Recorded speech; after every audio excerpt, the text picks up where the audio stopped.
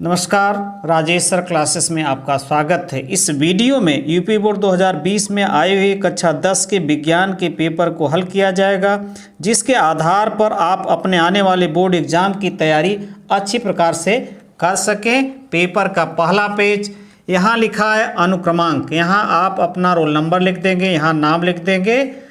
अब ये है विषय कोड और ये है संकेतांक, जिसे आपको अपनी कॉपी पर एक जगह लिखना होगा। पहले पृष्ठ पर जहां आप नाम लिखते हैं उसके नीचे खाना, चौकोर खाना बना होगा, आयताकार खाना बना होगा।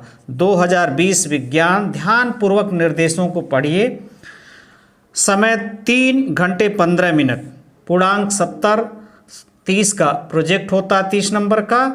निर्देश, प्रारंभ के 15 मिनट परीक्षार्थियों को प्रश्न पत्र पढ़ने के लिए निर्धारित है। 15 मिनट तक ध्यानपूर्वक अपने पेपर को पढ़ना चाहिए। निर्देश में पहला, यह प्रश्न पत्र 3 खंडों क, ख, ग में विभाजित है। यह प्रश्न पत्र कितने खंडों में विभाजित है? 3 खंडों में। दूसरा निर्देश, प्रत्येक खंड का पहला प्रश्न बहुविकल्पी है, ऑब्जेक्टिव है, जिसमें 4 उत्तर विकल्प दिए गए हैं। सही विकल्प चुनकर अपनी उत्तर पुस्तिका में लिखिए। जो सही होगा उसको आप अपनी उत्तर पुस्तिका में कॉपी में लिखेंगे। तीसरा है, प्रत्येक खंड के सभी प्रश्न एक साथ करना आवश्यक है। यानी 3 खंड है, यदि खंड क शुरू किए हैं तो सभी को एक साथ कर दीजिए। प्रत्येक खंड नए पृष्ठ से प्रारंभ किया जाए और दूसरा खंड एक नए पेज से प्रारंभ करना चाहिए। सभी प्रश्न अनिवार्य हैं। सभी प्रश्न क्या है? अनिवार्य है। सभी प्रश्नों को करना है। प्रश्नों के निर्धारित अंक उनके सम्मुख दिए हैं, यानी प्रश्नों के निर्धारित नंबर जो हैं, कितने नंबर का प्रश्न है, ठीक उसके सामने लिखा गया है।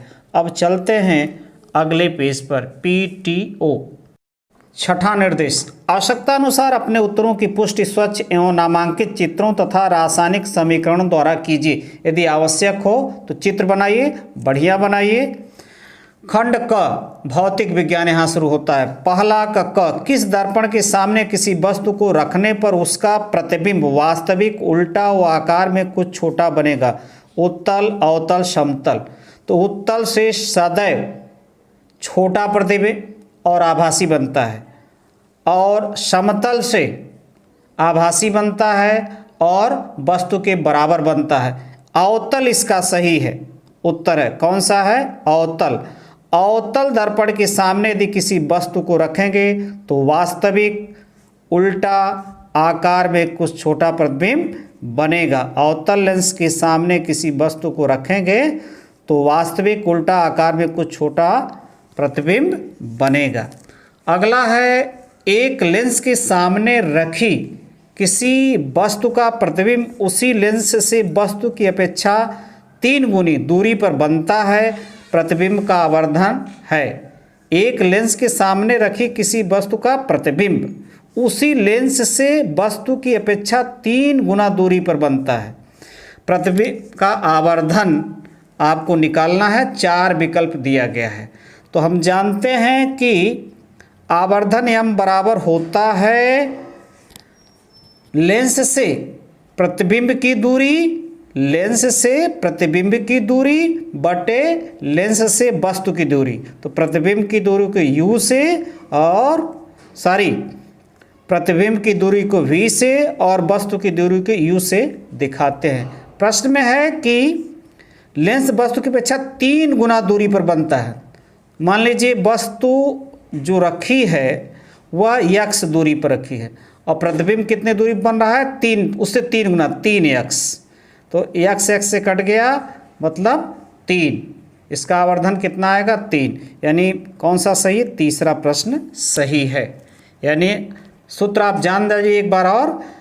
आवर्धन बराबर होता है लेंस से प्रतिबिंब की दूरी v और बटे लेंस से वस्तु की दूरी u। तो ये जो दूरी है तिगुना है, इसका यह तिगुना है, यानी यह x है तो ये 3x, x से कटेगा 3, इसका उत्तर आएगा। अब है ग, किसी विद्युत परिपथ में बहने वाली विद्युत धारा का मात्रक है। तो ये आसान आंसर है, पहला एम्पियर। अब चलते हैं अगले पेज यानी तीसरे पेज पर। पहले का घ ये भी 1 नंबर का है। परिवर्तनशील चुंबकीय क्षेत्र के कारण किसी चालक में उत्पन्न प्रेरित विद्युत धारा की दिशा का आकलन निम्नलिखित नियम से किया जा सकता है। तो इसमें 4 विकल्प दिए गए हैं। तो इसका जो उत्तर है ये चौथा सही है, फ्लेमिंग के दाएं हाथ का नियम। फ्लेमिंग के दाएं हाथ का नियम। अब देखिए दूसरा का क जो कि 2 नंबर का आंकिक प्रश्न है, यानी सवाल है, इसको हल करना होगा। तो हल हम बताते हैं। लिखा है एक पारदर्शी कांच से बने घनाकार गुटके जिसकी प्रत्येक भुजा 4 सेंटीमीटर है की तली पर स्थित एक काले बिंदु की आभासी गहराई की गणना कीजिए, जबकि कांच का अपवर्तनांक 1.6 है। एक पारदर्शी आर पार दिखाई देने वाला कांच से बने घनाकार, यानी जिसकी लंबाई चौड़ाई ऊंचाई बराबर है, जिसकी प्रत्येक भुजा कितनी है 4 सेंटीमीटर है की तली पर यानी उसके नीचे स्थित एक काले बिंदु की आभासी गहराई की तली पर स्थित एक काले बिंदु की आभासी गहराई की गणना कीजिए, जबकि कांच का अपवर्तनांक 1.6 है। तो हम जानते हैं अपवर्तनांक यानी कांच का अपवर्तनांक बराबर होगा वास्तविक गहराई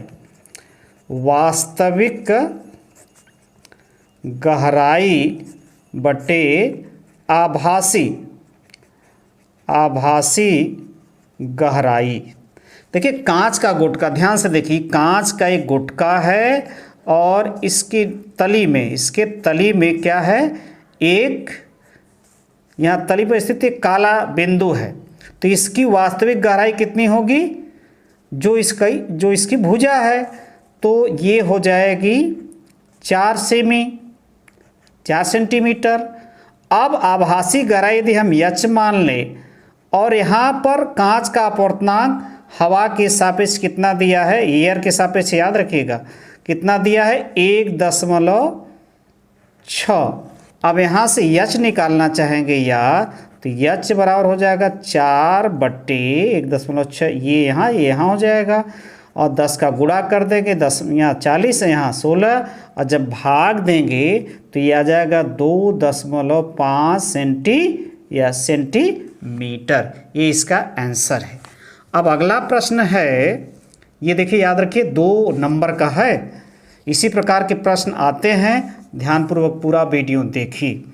ख एक उत्तल लेंस की फोकस दूरी 20 सेमी है, इसकी क्षमता की गणना कीजिए। तो उत्तल लेंस की फोकस दूरी धनात्मक होती है, आप जानते हैं। तो F बराबर है 20 सेमी। हमें क्षमता की गणना करना, तो P बराबर होता है 100/F। तो यहाँ हो जाएगा 100/20 और बराबर 5, और ये डायोप्टर यानी इसकी क्षमता कितनी है 5 डायोप्टर, या आप 5 डायोप्टर लिख सकते हैं। अब देखिए एक प्रश्न इसमें, अगला प्रश्न जो है ग है, वो भी आंकिक है, 2 नंबर का है। तो प्रश्न क्या दिया है, पहले ध्यानपूर्वक पढ़ा जाए। एक विद्युत परिपथ के किसी चालक में बहने वाली विद्युत धारा का मान यानी I का मान कितना है 10 एम्पियर है। प्रति सेकंड बहने वाले इलेक्ट्रॉनों की संख्या प्रति सेकंड माने t बराबर 1 सेकंड है। t बराबर क्या है 1 सेकंड है। इसमें बहने वाले इलेक्ट्रॉनों की संख्या n हमें ज्ञात करना, इलेक्ट्रॉनों की संख्या ज्ञात करना। एक इलेक्ट्रॉन पर आवेश यानी एक इलेक्ट्रॉन पर आवेश को E से प्रदर्शित करते हैं 1.6 × 10⁻⁻19 कूलाम। तो हम जानते हैं I बराबर होता है Q/T, या यहाँ से Q क्या हो जाएगा, Q बराबर हो जाएगा IT। तो I का मान 10, T का मान 1 बराबर 10 कूलाम। क्या हो गया 10 कूलाम। अब हमें क्या निकालना है, एक इलेक्ट्रॉन का आवेश, इसमें बहने वाले इलेक्ट्रॉनों की संख्या। तो हम जानते हैं सारी Q कैपिटल I स्मॉल दोनों लिखते हैं, Q बराबर NE, और यहाँ से यदि हम n निकालेंगे तो Q/E। अब इसको हम Q का मान रखेंगे 10 और E का मान कितना है 1.6 गुणे 10 घाते ऋण 19, और ये 10/1.6 गुणे 10 घाते ऊपर जाएगा धन 19 हो जाएगा। और इसको हम यदि डिवाइड करेंगे तो आ जाएगा 6.10 में 10 में 1.6 का भाग देने पर 100 कर देंगे, 16 कर देंगे, भाग देंगे 6.25, ये 10 घाते 19, यानी इलेक्ट्रॉनों की संख्या प्रति सेकेंड, इसमें बहने वाले इलेक्ट्रॉनों की संख्या क्या होगी 6.25 गुणे 10 घाते 19 इलेक्ट्रॉन। अब चलते हैं अगले पेज 4 पर। प्रश्न संख्या 3 क 4 नंबर का है। या तो आप यह हल करिए या तो ये हल करिए, दोनों में से एक कर सकते हैं। 4 नंबर का है, स्क्रीनशॉट लेकर अपने बुक से हल कर सकते हैं इस प्रश्न को, बड़ा प्रश्न है। और यदि नहीं हल कर सकते तो कमेंट करिएगा, हम हल करेंगे। और ये है आपका ख, यानी क में 2 प्रश्न है, एक ही करना याद रखिएगा। ख में भी 2 है अथवा करके, ख में भी 2 है अथवा करके। या तो आप यह करिए प्रश्न, इस प्रश्न को करिए, अथवा इस प्रश्न को आप कर सकते हैं। ये भी 4 नंबर का, ये 4 नंबर का, एक ही करना है।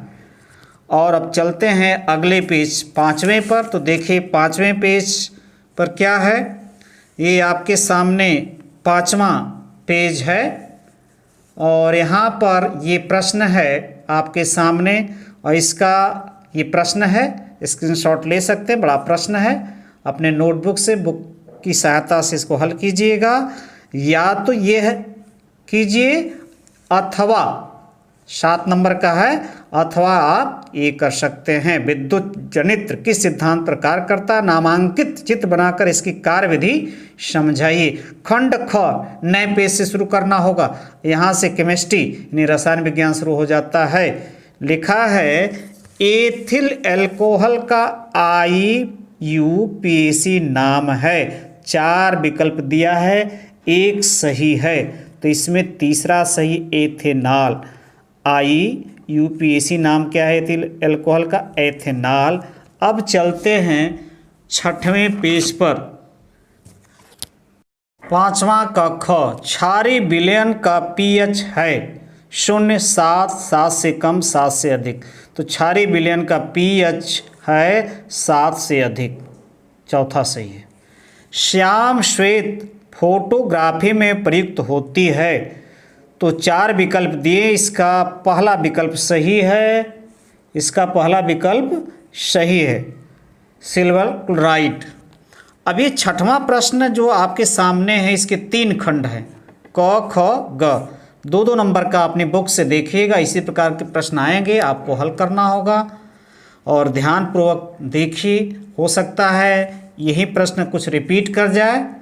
और ये 7वां आपका भी 2 खंड है, 2-2 नंबर का, ये सामने है, स्क्रीनशॉट ले सकते हैं। और 8वां प्रश्न यहाँ पर है 7 नंबर का, ध्यानपूर्वक देखिए। 8वां क्या है, एथेनॉइक अम्ल के 3 रासायनिक गुणों का रासायनिक समीकरण एवं एक उपयोग भी लिखिए। कितने नंबर का है, 7 नंबर का। अब चलते हैं 7वें पेज पर। तो 8वें में अथवा है, या तो आप यह करिए या तो 7 नंबर का ये देखिए, 7 नंबर का ये कर सकते हैं, और ये या तो फिर आप ये अथवा करके ये दिया, ये भी 7 नंबर का है। निम्नलिखित पर टिप्पणी लिखिए।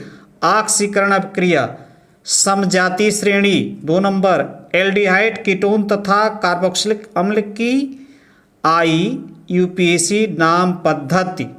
एल्डिहाइड कीटोन तथा कार्बोक्सिलिक अम्ल की IUPAC नाम पद्धति, ये 7 नंबर हो गए। या तो आप वो करिए, ये जो ऊपर है, अथवा आपको ये करना है। अब यहाँ से शुरू हो जाता है जीव विज्ञान, खंड ग, 9वां प्रश्न के रूप में आपके सामने है। तो देखिए 9वां प्रश्न, मनुष्य के हृदय में कोष्ठों की संख्या होती है। 4 विकल्प दिए हैं, ये चौथा विकल्प सही है, 4। द्वार कोशिकाएं पाई जाती हैं, द्वार कोशिकाएं पाई जाती हैं, तो इसमें भी 4 विकल्प दिए हैं, तो रंध्रों में, किसमें? रंध्रों में। घ, पौधों में कायिक प्रवर्धन के लिए कौन सा भाग अधिक अनुकूल है? 4 विकल्प यहाँ भी हैं, तो इसका चौथा सही है प्रकलिका। और यहाँ पर 9वां का घ, जाइगोट में गुणसूत्रों की संख्या होती है 2x। अब चलते हैं अंतिम पेज 8वें पर। 10वां प्रश्न, जिसके 3 खंड क ख ग घ 2-2 नंबर के हैं। स्क्रीनशॉट ले सकते हैं, अपने बुक्स की सहायता से इस प्रश्न को तैयार रखिए। और इसी प्रकार के प्रश्न आते हैं। ये देखिए 11 में कितने हैं? क और ख 2 खंड है, लेकिन इसमें अथवा ये है, या तो 4 नंबर का ये करिए या तो 4 नंबर का ये करिए, दोनों तैयार है, तब भी आपको एक ही करना होगा। और ख में भी उसी प्रकार से है, जो अच्छा आता हो वहीं हल कीजिएगा। अब अंतिम प्रश्न हम देखते हैं, जो कि 7 नंबर का, इसमें भी अथवा है, या तो आप ये करिए अथवा आप ये करिए, इन दोनों में से आपको एक ही प्रश्न हल करना है। नमस्कार।